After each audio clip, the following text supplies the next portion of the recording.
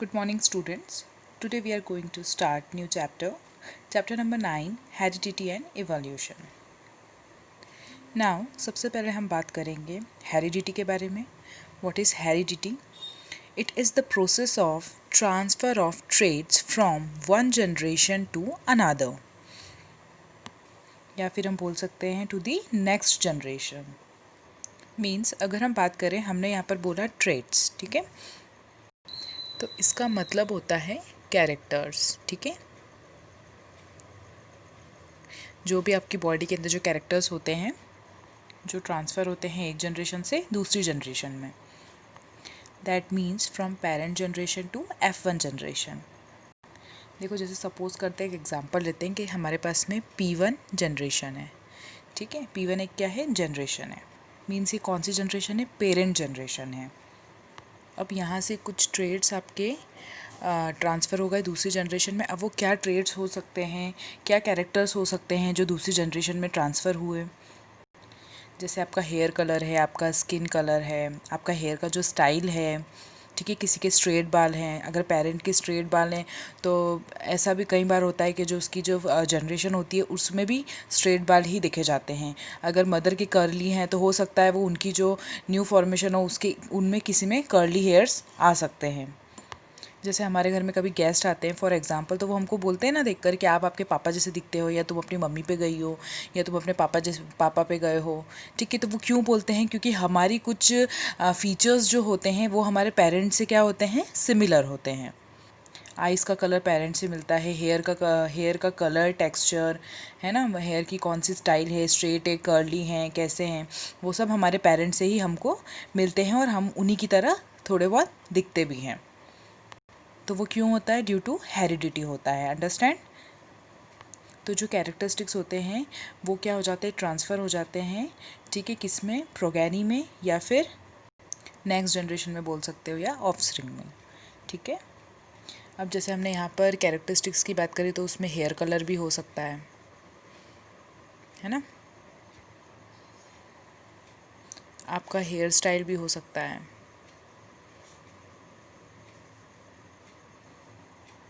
Skin colour भी हो सकता है.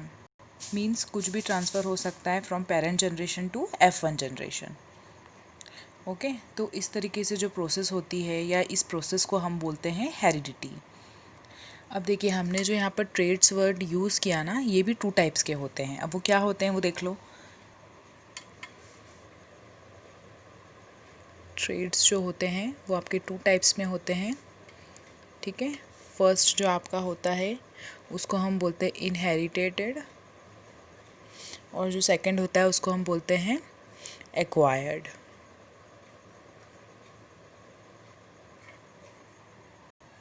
ठीक है, तो अगर हम इनहेरिटेड की बात करें तो जो पास हुए from one generation to another generation.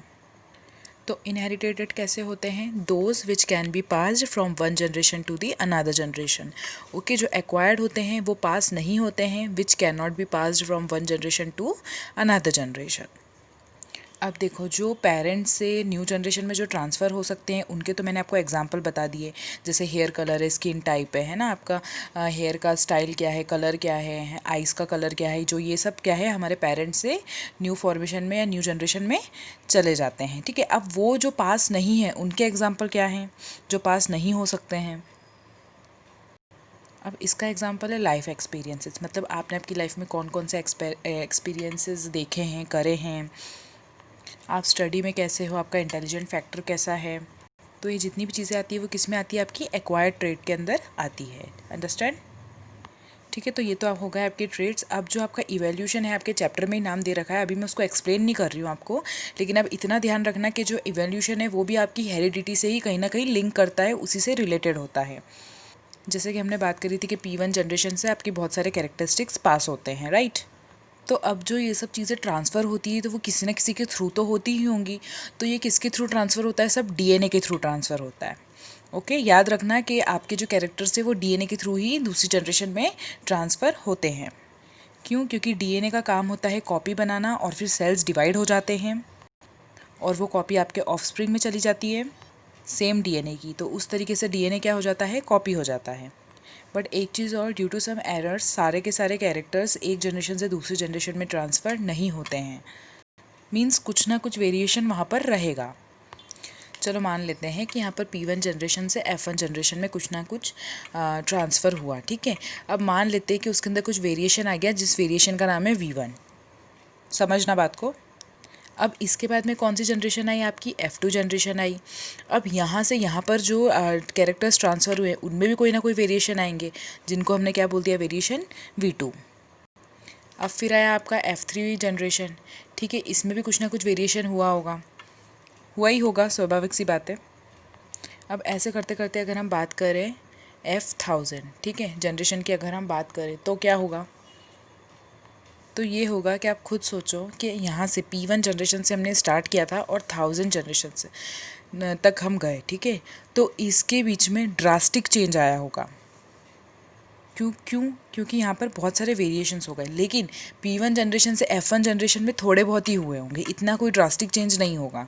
लेकिन इतनी सारी जनरेशन के बाद में जब 1000 जनरेशन तक हम पहुँचे तो वेरिएशन के बाद वेरिएशन, वेरिएशन के बाद वेरिएशन, तो वो बहुत ज़्यादा ड्रास्टिक चेंज ला दिया उन्होंने।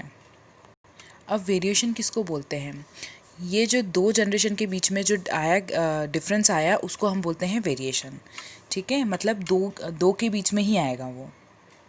लेकिन जो P1 से लेकर जो 1000 तक जो चेंजेस आए, ठीक है, उसको हम क्या बोलेंगे, इवोल्यूशन। अंडरस्टैंड, क्या बोलेंगे हम, इवोल्यूशन। ये मैंने आपको सिंपल तरीके से बताया है कि इवोल्यूशन होता क्या है। आई होप आपको समझ में आ गया होगा कि इवोल्यूशन का क्या मतलब होता है और वेरिएशन का क्या मतलब होता है। दोनों को एक जैसा मत समझना, दोनों में डिफरेंस है। अंडरस्टैंड। तो इवोल्यूशन को हम बाद में डीपली डिस्कस करेंगे। चलिए अब हम बात करते हैं ग्रेगर मेंडल की, जो कि क्या है, द फादर ऑफ जेनेटिक्स। अब आपको मालूम है कि जो पेरेंट्स होते हैं, both the parent contribute equally to the inheritance to of traits. तो मेंडल पहले वो इंसान थे, इन्होंने बहुत स्टडीज़ करी, इन्होंने बहुत सर्च करा और पता करा कि इनहेरिटेंस होता क्या है। उन्होंने इसके लिए प्लांट ब्रीडिंग पे रिसर्च करी, हाइब्रिडाइजेशन पे रिसर्च करी, उन्होंने कई सारे एक्सपेरिमेंट्स भी किए। अब अगर मैं पी प्लांट के बारे में बात करूँ तो वो किसी भी चीज़ को लेके एक्सपेरिमेंट कर सकते थे, लेकिन वो ह्यूमन बीइंग को लेके नहीं कर सकते थे। क्योंकि ह्यूमन का खुद का लाइफ स्पेन इतना ज़्यादा होता है कि अगर वो स्टडी करते तो उनकी खुद की लाइफ ख़त्म हो जाती। तो उन्होंने कोई ऐसा प्लांट ढूंढा जिसका जो लाइफ स्पेन है वो शॉर्ट हो। क्योंकि ताकि वो उसकी बहुत सारी जनरेशन देख सकें, इसीलिए उन्होंने क्या करा, पी प्लांट लिया। जब उन्होंने सारी रिसर्च कर ली उसके बाद में उन्होंने एक लॉ देखा या दिया उन्होंने, जिसको हम बोलते हैं मेंडल्स लॉ ऑफ इनहेरिटेंस। अब उसमें आपके कौन कौन से लॉ आते हैं, आपका फर्स्ट लॉ आता है law of dominance, law of segregation and principle of independent assortment. ये तीनों ही लॉ बहुत इंपॉर्टेंट है और एग्ज़ाम में आते हैं ये। अब वन बाय वन सारे लॉ डिस्कस करेंगे। अब इसमें कई सारी टर्म्स आएंगी, वो आने से पहले हम उनको देख लेते हैं कि कौन कौन सी टर्म्स है। सबसे पहले आता है आपका जीन, ठीक है, क्या है ये, बेसिक यूनिट ऑफ इनहेरिटेंस। चाहे तो आप नोट कर लीजिए, मैं ओरली बता रही हूँ, ये बेसिक यूनिट है इनहेरिटेंस की, ठीक है। फिर आता है आपका एलीलीज। ये क्या होता है, ये आपके अल्टरनेटिव एक तरीके से फॉर्म है जीन की, ठीक है। क्या करता है ये, which arise due to mutation, ये म्यूटेशन के टाइम पर अराइज होता है। मान लो अगर कोई भी जीन है, अगर वो टी है, ठीक है, टॉल है वो, तो एलीली क्या होगा उसका, टी मतलब या तो टॉल या तो फिर शॉर्ट, ठीक है। तो इस तरीके से हम एलीलीज को रिप्रेजेंट करते हैं। फिर नेक्स्ट है आपका chromosomes, which are thread like structures of nucleic acids and protein. ये आपको पता है सबको कि क्रोमोसोम्स क्या होते हैं। अब ये क्या करता है, जेनेटिक इन्फॉर्मेशन को पास करता है in the form of gene. अब नेक्स्ट है जीनोटाइप। जीनोटाइप क्या होता है, it is the complete heritable genetic identity of an organism. अगर हम किसी को भी या किसी की भी फिजिकल अपीयरेंस की अगर बात करें, वो टॉल है, वो शॉर्ट है, तो उसका जो जीन हम रिप्रेजेंट करते हैं उसको बोलते हैं जीनोटाइप, राइट। तो नेक्स्ट है आपकी phenotype. It is the description of the actual physical characteristics of N organisms. तो आप फिजिकल अगर आप फिजिकली किसी को देखोगे तो आप बता सकते हो ना उसको देखकर कि ये कैसा है, टॉल है, हेल्थ में है, पतला है, दुबला है, कैसा है, तो ये उसको उससे रिलेटेड होता है। अब आता है आपका डोमिनेंट एलीलीज। ये क्या होता है? When an allele affect the phenotype of an organism, तो उसको हम बोलते हैं डोमिनेंट एलीलीज। ठीक है, किसको अफेक्ट करता है? ये फेनोटाइप को। देखो अब इसको रिप्रेजेंट कैसे करते हैं। हमेशा डोमिनेंट एलीलीज को कैपिटल, कुछ भी कैपिटल में ही इसको हमेशा रिप्रेजेंट करते हैं, याद रखना। फॉर एग्जाम्पल कि यहाँ पर हम किसी टॉलनेस के बारे में बात कर रहे हैं, ठीक है, तो आप इस टॉलनेस को कैसे रिप्रेजेंट करोगे? आप इसको टी से रिप्रेजेंट करोगे, कैपिटल टी से ही रिप्रेजेंट करोगे। क्यों? क्योंकि ये डोमिनेंट है। नेक्स्ट है आपका रेसेसिव एलीलीज। ठीक है, when an allele that affect the genotype organism in the absence of phenotype, तब हम उसे क्या कहेंगे? Recessive allele. जैसे अभी मैंने आपको डोमिनेंट का बताया कि वो हमेशा कैपिटल लेटर से डिनोट होता है, जैसे कैपिटल टी से, तो वैसे ही तो ये हमेशा स्मॉल लेटर से रिप्रेजेंट होता है। तो यहाँ पे हम इसको कैसे रिप्रेजेंट करेंगे? स्मॉल टी से रिप्रेजेंट करेंगे। अंडरस्टैंड? नेक्स्ट है आपका homozygous. It means each organisms has 2 allele for every gene. Means अगर 2 जीन सेम हैं तो वो होमोजाइगस होगा, और अगर वो दोनों जीन एक दूसरे से डिफरेंट है तो वो हेट्रोजाइगस होगा। तो ये कुछ टर्म्स थी आपकी जो आगे यूज़ होंगी।